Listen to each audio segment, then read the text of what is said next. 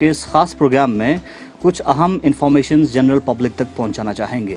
पहला मकसद तो ये है जी, सेंट्रल स्पॉन्सर्ड स्कीम्स का मतलब मैं व्यूअर्स को बताना चाहूँगा, इसका प्योर फंडिंग जो है गवर्नमेंट ऑफ इंडिया करती है। तो खासकर यूटी फॉर्मेशन के बाद इन पे काफ़ी तवज्जो मिला है, हमें इनमें बजट आ रहा है। हमारा जो लोकल शीप या गोट है उनकी अपग्रेडेशन किया जाए, तो उसमें सबसे पहला स्कीम है किसान क्रेडिट कार्ड।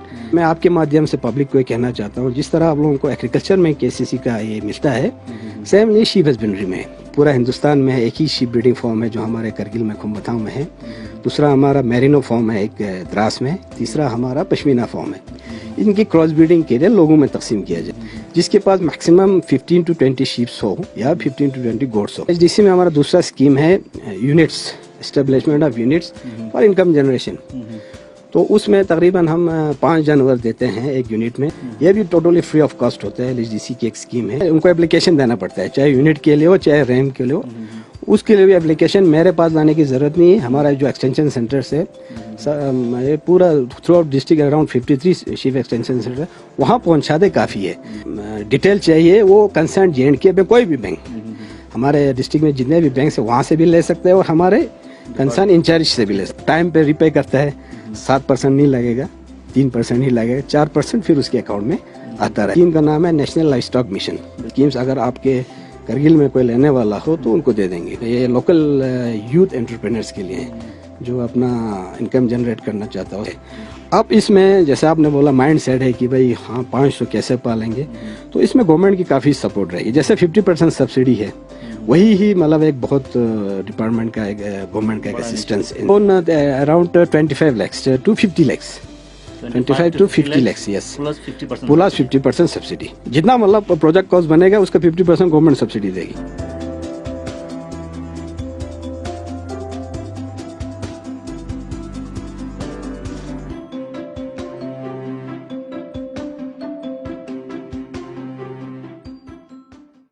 गुलिस्तान न्यूज़ में आप सभी का खैर मकदम करते हैं, स्वागत करते हैं। आज के इस खास प्रोग्राम में कुछ अहम इंफॉर्मेशन जनरल पब्लिक तक पहुंचाना चाहेंगे। आज हमारे साथ खास मेहमान हैं district sheep husbandry officer doctor Iftikhar साहब। सर, हमारे साथ ज्वाइन करने के लिए बहुत बहुत शुक्रिया। Thank you. सबसे पहले आपसे डिस्ट्रिक्ट शीप हस्बेंड्री के बारे में जानना चाहेंगे, फिर इसके बाद शीप हस्बेंड्री के जरिए जनरल मास के हवाले से जो स्कीम्स होता है, सेंट्रल स्पॉन्सर स्कीम्स की बात करें, बाकी स्कीम्स की बात करें, उस हवाले से ऑलरेडी बात करेंगे। सबसे पहले तो मैं गुलिस्तान न्यूज़ का बेहद शुक्रगुजार हूँ कि आप लोग आए यहाँ, तो और हमारे डिपार्टमेंट की कुछ स्कीम्स के बारे में या एम्स ऑब्जेक्टिव्स के बारे में हमें पब्लिक को इस चीज़ की जानकारी मिलेगी। तो और उम्मीद है कि आइंदा भी आप लोग आते रहेंगे और पब्लिक को इन्फॉर्मेशन डिसमिट करते रहेंगे। तो शीप हस्बेंड्री डिपार्टमेंट यहाँ हमारे करगिल में 1973 में ये वजूद में आया था। तो इसके ख़ास 2 मकसद के साथ ये डिपार्टमेंट शुरू की गई। पहला मकसद तो ये है इसका कि क्रॉस ब्रीडिंग प्रोग्राम, जो हमारा जो लोकल शीप या गोट है उनकी अपग्रेडेशन किया जाए, बज़रिए क्रॉस ब्रीडिंग कोई एग्जॉटिक ऐसा ब्रीड लाया जाए जो हमारे ब्रीड के मुकाबले में अच्छा मटन, अच्छा वूल दे पाए। एक दूसरा हमारा डिपार्टमेंट का मेन मकसद है हेल्थ एस्पेक्ट, लाइफ स्टॉक का हेल्थ एस्पेक्ट, जिसमें शीप एंड गोट शामिल होता है। तीसरा हमारा जो मैनेजमेंटल प्रैक्टिसेस होता है, क्योंकि शीप हस्बेंड्री में एक हमारा एक बहुत बड़े साइंसदान का जो एनिमल्स वेटरनरी से रिलेटेड है, उनका कहना है कि ये disease it sheep is a dead sheep. मतलब उनका कहने का मतलब ये है कि हमने शीप गोट को बीमार होने देना ही नहीं है। तो उस हिसाब से हमारे डिपार्टमेंट में ट्रीटमेंट के 2 एस्पेक्ट्स होते हैं, एक प्रोफाइलेक्टिक होता है, एक क्यूरेटिव होता है। तो शीप हस्बेंड्री हो, एनिमल हस्बेंड्री सेक्टर में हमें ज़्यादातर जो प्रोफाइलेक्टिक ट्रीटमेंट पे है उस पे हमने ज़्यादा ध्यान देना है। उसमें आता है हमारा डोजिंग मतलब जो कीड़े होते हैं पेट में लाइस्टॉक के, जिसकी वजह से उनको कमज़ोरी आती है, मतलब वो उसकी जो काबिलियत, जो उसका प्रोटेक्शन की काबिलियत है उस वजह से कम होती है। दूसरा जो बीमारियों के ख़िलाफ़ वैक्सीनेशन, ये दोनों चीज़ अगर टाइम पे हो जाए तो शीप एंड गोट में बीमारी आती ही नहीं है। सो इसीलिए हम प्रोफाइलेक्टिक पे ज़्यादा जोर देते हैं। तो इसी ज़मीन में मैं पब्लिक से भी गुजारिश करता हूँ कि जब भी हमारा वैक्सीनेशन प्रोग्राम हो, डोजिंग प्रोग्राम हो, तो इसमें हमें भरपूर ताउन दे। स्पेशली मैं पंचायत जो पीआरए हमारे हैं हर विलेज लेवल पे, ब्लॉक लेवल पे, उनसे भी गुजारिश करता हूँ कि हमारा जो स्टाफ होता है उनके साथ कोऑपरेट करके इस मुहिम को, खासकर डोजिंग एंड वैक्सीनेशन को कामयाब बनाएं। अगर ये चीज़ हमें कामयाब होती है तो शीप में कोई डिजीज़ नहीं आती। रिसेंटली आप लोगों ने कुछ प्रोग्राम्स भी किया है, ट्रेनिंग प्रोग्राम्स भी किया है डोजिंग एंड वैक्सीनेशन को लेके। और दूसरी बात अहम ये है कि लद्दाख के अंदर रूरल एरिया में लाइवलीहुड को बढ़ाने के लिए शीप डिपार्टमेंट काफ़ी बेहतरीन रोल प्ले कर सकता है। डिपार्टमेंट के 2 टाइप्स की स्कीम्स हैं, जिसमें खासकर जो लोकल एंटरप्रेन्योर्स है, इंडिविजुअल एंटरप्रेन्योर्स हो, एसएचजीज हो, जो भी हो, उनके लिए बहुत अच्छी स्कीम्स हैं। खासकर यूटी फॉर्मेशन के बाद कुछ बैंकेबल स्कीम्स हैं जिसके बारे में मैं अभी आपको जिक्र करूंगा। तो हम ज़रा वजाहत से हम ऐसा इसको हम जो डिस्ट्रिक्ट कैपेक्स LHDC के जो स्कीम्स होते हैं और सेंट्रल स्पॉन्सर्ड स्कीम्स होते हैं उनको अलग व्यूअर्स के लिए बयान करना चाहता हूं। तो जो डिस्ट्रिक्ट कैपेक्स आता है, जो बजटिंग हमें LHDC के थ्रू आता है, उसमें हमारा मेन 2 स्कीम्स है।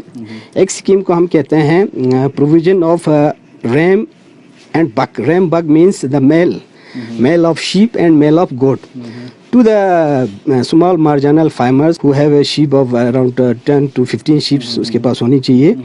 तो उसके लिए हम परमानेंट बेसिस पे उसको क्रॉस ब्रीडिंग के लिए देते हैं। तो इसका पहले तो डिपार्टमेंट में ऐसा होता था, जिस तरह एनिमल हस्बेंड्री के सेंटर्स पे बुल होते हैं, हमारे सेंटर्स पे भी हम रैम या बक जो मेल रखते थे क्रॉस ब्रीडिंग के लिए।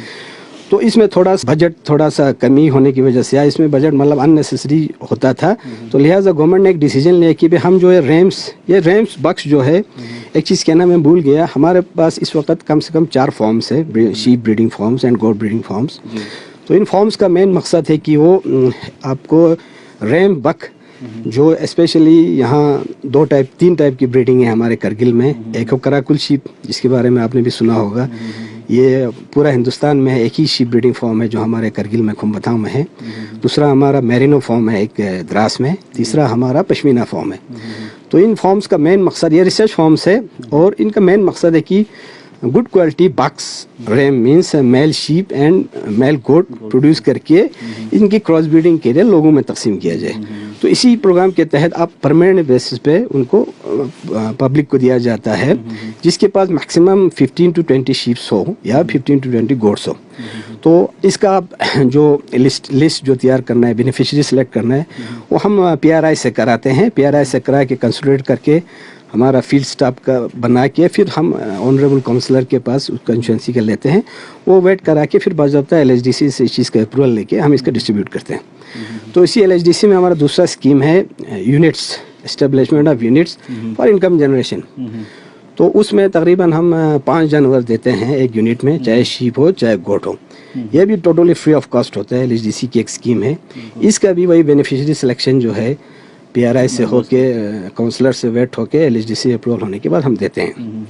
तो ये 2 स्कीम्स है जो हमारा LHDC कैपेक्स में। साल के किस महीने में या कौन से वक्त में इन स्कीम्स का फ़ायदा ले सकते हैं? जी, ये इन स्कीम्स दोनों के बारे में हमारा टोटल डिस्ट्रिक्ट में 53 शीप एक्सटेंशन सेंटर्स है।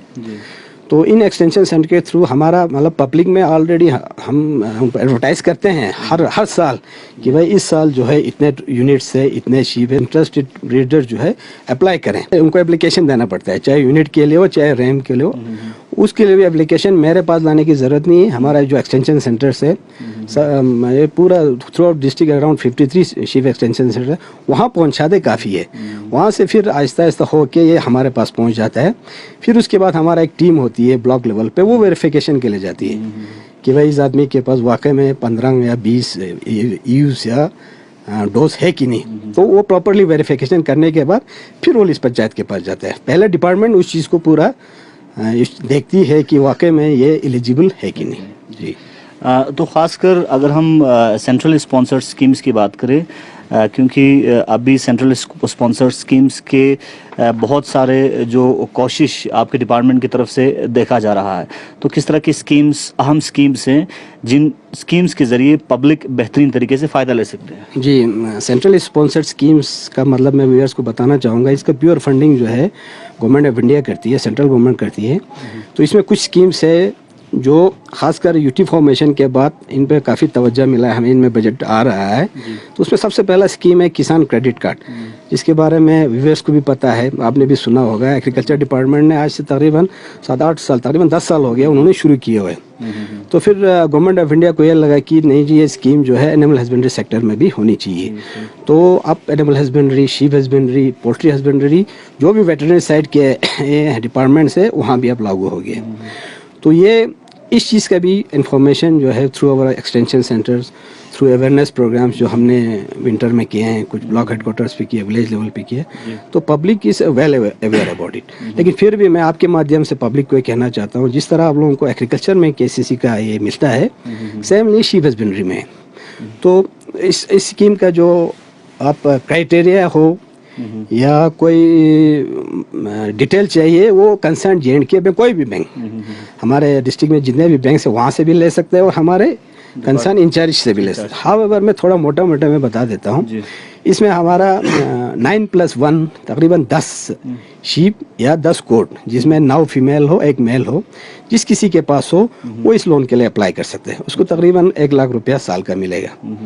अब जब लोन की बात आती है तो इंटरेस्ट की बात आती है। तो इसमें इंटरेस्ट क्या है, जो एक्चुअल जो इंटरेस्ट है वो है 7% हाँ। हाउएवर अगर वो बेनिफिशियरी, वो ब्रीडर उस लोन को 1 साल के अंदर अंदर ही रिपे करता है तो उसको 3% ही उसको इंटरेस्ट पे करना पड़ता है। बाकी जो 4% है उसको वापस उसके अकाउंट में चला जाता है। और ये स्कीम 7-8 साल तक कंटिन्यू रहेगा। जैसे इस साल उसने कर दिया, अगले साल फिर मिलेगा उसको 1 लाख रुपए, फिर अगले साल वो अगर टाइम पे रिपे करता है 7% नहीं लगेगा, 3% ही लगेगा, 4% फिर उसके अकाउंट में आता रहेगा। तो ये स्कीम मेनली है रिकरिंग कॉस्ट के लिए, जैसे फीड के लिए, फोडर के लिए, या उसके लिए शेड बनाना हो, तो इन चीज़ों के लिए ये लोन अवेल की जा सकती है। अब दूसरा मेन इंपॉर्टेंट स्कीम हमारा है जो अब यूटी फॉर्मेशन के बाद आई है, उसका स्कीम का नाम है नेशनल लाइफ स्टॉक मिशन, जो थ्रू आउट इंडिया जो है काफ़ी देर से चल रही है। लेकिन आज तक तो हमें इसमें कोई बजटिंग नहीं है, लेकिन अब यूटी एडमिनिस्ट्रेशन ने हमें पूरी इसमें ताउन देने का मतलब वादा किया कि कुछ स्कीम्स अगर आपके करगिल में कोई लेने वाला हो तो उनको दे देंगे। तो ये स्पेशली ये लोकल यूथ एंटरप्रेन्योर्स के लिए हैं, जो अपना इनकम जनरेट करना चाहता हो, सेल्फ एम्प्लॉयमेंट करना चाहता हो। इसमें इसका क्या है, अराउंड 500 यूज़ खरीदे या 500 गोट्स खरीदे प्लस 25 मेल्स, उसने उस स्कीम में इतना लाइफ स्टॉक की उसको ज़रूरत होती है। अब गवर्नमेंट क्या करेगी, गवर्नमेंट इसका 50% सब्सिडी देगी, ठीक है, 50% सब्सिडी देगी। अब इसमें बाकी 50% का 2 तरीका है। एक 50% या तो एंटरप्रेन्योर खुद अरेंज करे, ठीक है, नहीं तो डिपार्टमेंट बैंक के थ्रू उसको लोन भी दिला सकती है, ठीक है। तो ये और 50% जो सब्सिडी है उसका 25% जो है, जो ही वो मतलब स्टार्ट करेगा 20% प्रोजेक्ट का वो काम शुरू करेगा तो ये 25% उसको सब्सिडी रिलीज हो जाती है। तो ये बहुत अच्छी प्रोजेक्ट है। लेकिन अब यहाँ हमारे यहाँ फोडर की कमी की वजह से लोग जो है आगे आने में कतराता है। लेकिन मैं गुजारिश करूँगा पब्लिक से, खासकर यूथ एंटरप्रेन्योर से, क्योंकि जो सस्टेनेबल इकोनॉमी जिसको कहते हैं स्पेशली लद्दाख जैसे एरिया में, तो वो है एग्रीकल्चर एंड अलाइड सेक्टर्स, जिसमें हमारा लाइफ स्टॉक आता है। तो आपको खुद पता है विंटर में हमारा मटन का रेट कहाँ से कहाँ पहुँच जाता है। तो इसमें डिपार्टमेंट में पूरा हेल्प करेगा। तो कम से कम अगर कोई आगे आ जाए तो हो सकता है अगर किसी ने शुरू किया तो बाकी भी इस चीज़ में आ जाए, तो हमें विंटर में मटन की इंशाल्लाह कोई प्रॉब्लम नहीं रहेगी। खासकर इस स्कीम के बारे में मैं जानना चाहूँगा, जिस तरह से लाइफ स्टॉक मिशन की आपने बात की, ये एक अहम इनिशिएटिव नज़र आ रहा है। खासकर यंग जो एंटरप्रेन्योर्स हैं वो किस तरह से इस स्कीम से बेहतरीन तरीके से फ़ायदा ले सकता है, और जनरली एक माइंडसेट रहता है खासकर हमारे रीजन्स में बताया, क्योंकि आज के टाइम पे मॉडर्नाइजेशन भी है और लाइफ स्टॉक की तरफ ध्यान कम जा रहा है, तो उसकी अहमियत पहुंचाने के लिए कोशिश आप लोग कैसे कर रहे हैं? खासकर आपने बोला स्कीम के बारे में, इसके 2 ऑप्शंस है हमारे व्यूअर्स के पास। एक तो हमारा ministry of animal husbandry and dairy fisheries का वेबसाइट है जी, जो आप गूगल में सर्च करें तो आपको निकल जाएगा। उसमें ये स्कीम्स के बारे में बिल्कुल डिटेल दिया गया हुआ है कि मतलब कहाँ से शुरू करना है। उसके बावजूद भी करगिल में यहाँ ब्लॉक, हमारे ब्लॉक हेडक्वार्टर्स पे जहाँ हमारे डॉक्टर साहिबान बैठते हैं, प्लस मेरे पास पूरा इनके गाइडलाइंस कैसे करनी है वो सारा अवेलेबल है। अब इसमें जैसे आपने बोला माइंड सेट है कि भाई हाँ 500 कैसे पालेंगे, तो इसमें गवर्नमेंट की काफ़ी सपोर्ट रहेगी। जैसे 50% सब्सिडी है, वही ही मतलब एक बहुत डिपार्टमेंट का, एक गवर्नमेंट का एक असिस्टेंस इनिशिएटिव है। तो इस चीज़ की इम्पोर्टेंस है। लगभग कितना आप अवेल कर सकते हैं, लोन कितना अवेल कर सकते हैं? Loan around 25 lakhs to 50 lakhs, 25 to 50 lakhs, yes, plus 50%, plus 50% subsidy. जितना मतलब प्रोजेक्ट कॉस्ट बनेगा उसका 50% गवर्नमेंट सब्सिडी देगी, ठीक है। बाकी जो 50% है वो एंटरप्रेन्योरशिप या खुद निकाले, अगर वो नहीं उसके पास नहीं होगा तो हम लोन उसका अरेंज करा सकते हैं, ठीक है।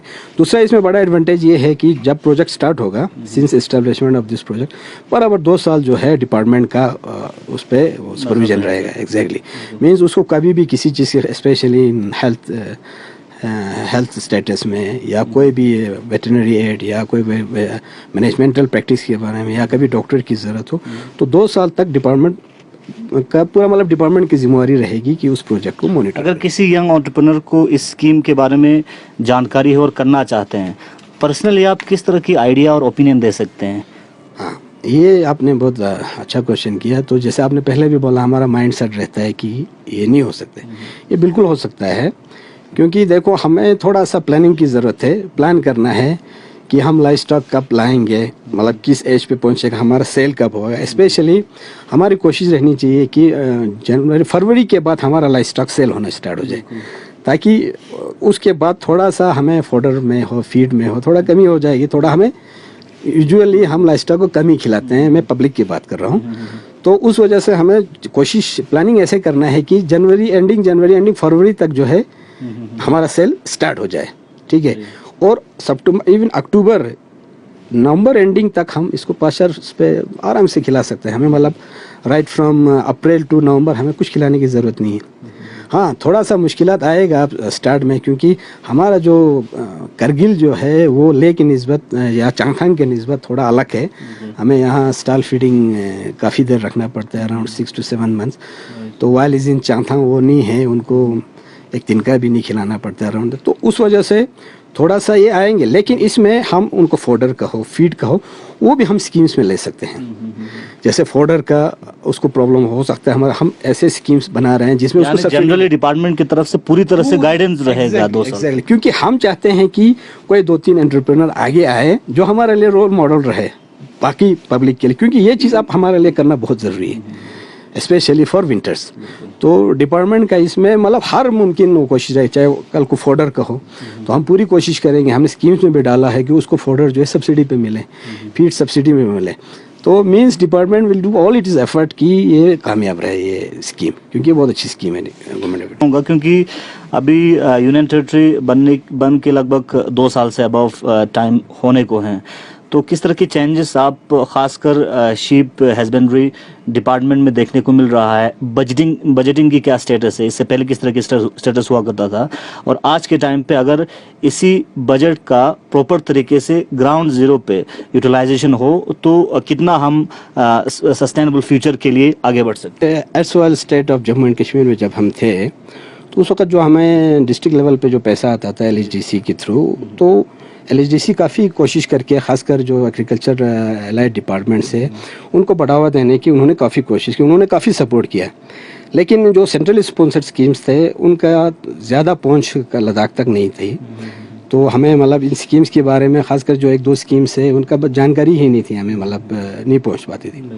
तो आफ्टर यूटी फॉर्मेशन जो है कुछ चेंजेस आए, कुछ क्या मतलब बहुत चेंजेस आए। आप बजटिंग का बोल रहे हैं, बजटिंग का हमें कोई इशू नहीं है। चाहे हमारा डिस्ट्रिक्ट कैपेक्स जो हमारा लोकल काउंसिल की तरफ से आता है उसमें भी कोई कमी नहीं है, जैसे हम डिमांड करते हैं वैसे आ जाते हैं। प्लस हमारा जो स्टेट कैपेक्स है, स्पेशली SDP है, बजट आ रही। तो इस चीज़ में मैं बताना चाहूँगा, आफ्टर यूटी फॉर्मेशन हमारे मेन एक डिमांड था, स्पेशली हमारा पब्लिक का भी था, तो हमारे डॉक्टर्स का भी था, और हमारा LG साहब का भी यही व्यू था जब उन्होंने पहला मीटिंग लिया कि the doctor should go to the animal should not come to the doctor should go to the animal.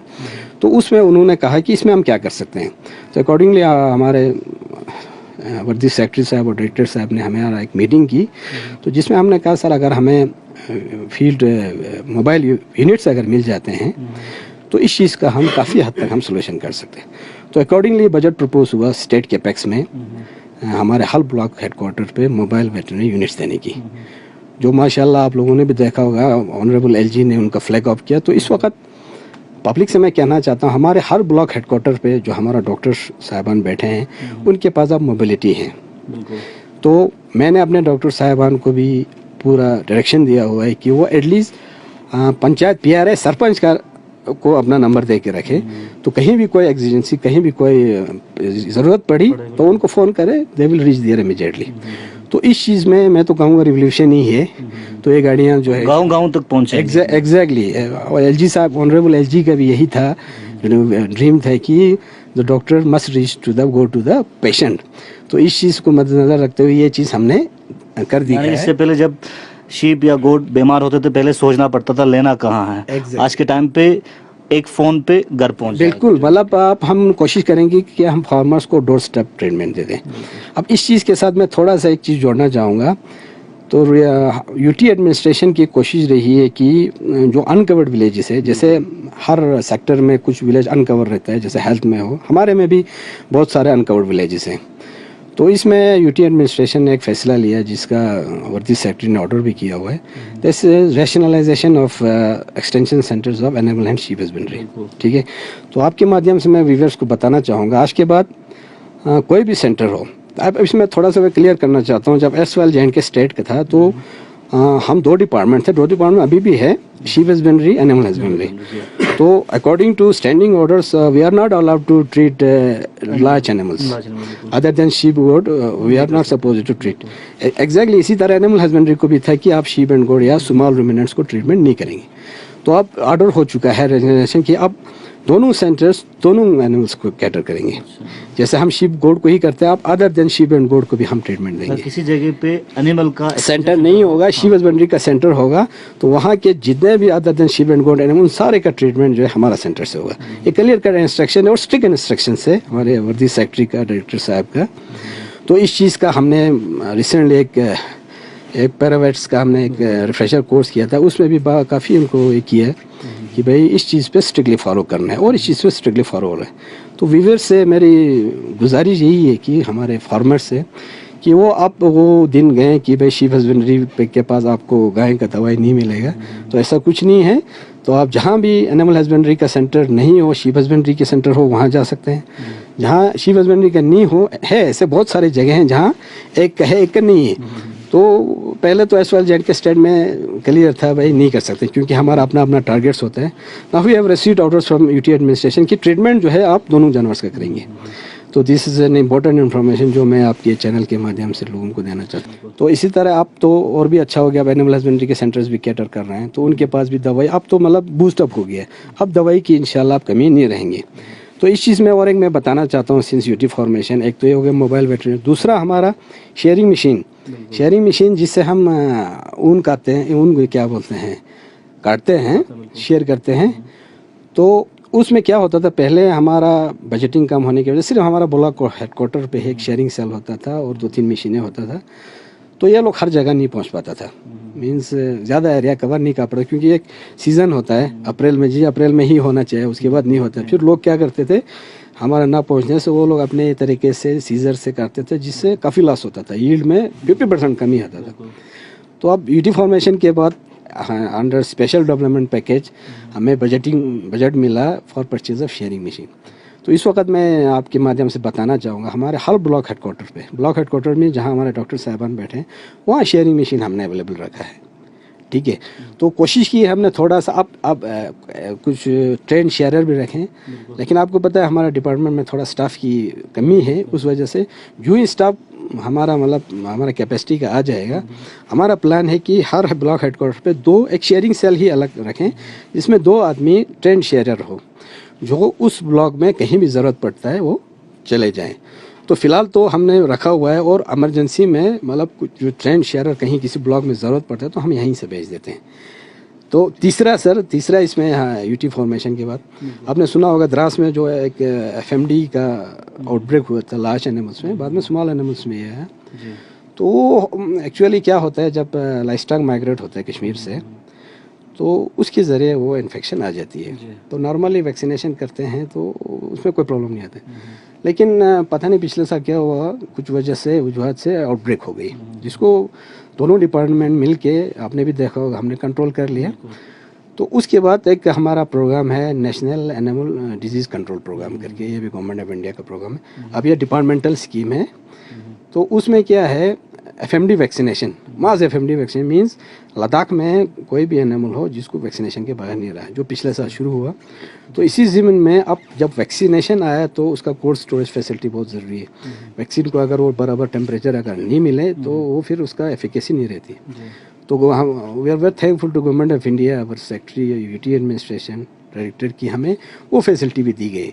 इस वक्त एहसास साहब, मैं बड़ी खुशी से मैं ये इन्फॉर्मेशन देना चाहता हूँ कि हमारे डिस्ट्रिक्ट हेडक्वार्टर पे एक वैक्सीनेशन कोल्ड चेन स्टोरेज, जो कोल्ड चेन है बिल्कुल, मतलब हाँ 24 आवर्स एग्जैक्टली, जो सोलर पावर्ड है। प्लस हर ब्लॉक हेडक्वार्टर पे हमने आइसलैंड रेफ्रिजरेटर्स रखे हैं, जिनका क्या होता है, अगर 8-9 घंटे भी बिजली चली जाए वो बैकअप देता है, क्योंकि उसमें वो पानी फिल्ड होता है। तो उसका ऐसा मैकेनिज्म है, पावर फेलियर भी हो, इवन 8 to 9 आवर्स वो उस वैक्सीन को ब्लॉक हेडक्वार्टर पे वो है। और हर विलेज लेवल पे जो 53 शीप एक्सटेंशन सेंटर है, हर एक पे हमने फ्रिज मुहैया किया हुआ है। अब वो ऐसा है, जैसे जो ही हमें वैक्सीन की सप्लाई आती है, हेडक्वार्टर पे थोड़ा ज़्यादा देर रहती है, तो मेन जो स्टोरेज है हमारा हेडक्वार्टर पे, उसके बाद ब्लॉक हेडक्वार्टर पे आइसलैंड रेफ्रिजरेटर से वहाँ थोड़ा रहती है। उसके बाद जब फील्ड में जाता है तो फील्ड में उतना देर नहीं रहती है, लेकिन फिर भी कहीं ये कोल्ड चेन ना ब्रेक हो, वहाँ भी ऑल द 53 शिप एक्सटेंशन है दिस कोल्ड चेन सिस्टम। हमारे साथ बात कर रहे थे district sheep husbandry officer doctor Iftikhar साहब। शीप हस्बेंड्री डिपार्टमेंट के बारे में गवर्नमेंट की जानिब से किस तरह की स्कीम्स हैं जनरल पब्लिक के लिए, आवाम के लिए, और साथ ही साथ शीप हस्बेंड्री डिपार्टमेंट करगिल की जानिब से किस तरह की इनिशिएटिव्स इस दौरान लिया है, इस हवाले से अहम जानकारी आप तक पहुंचाने की कोशिश की। बने रहिए गुलिस्तान न्यूज़ के साथ पल पल के अपडेट के लिए।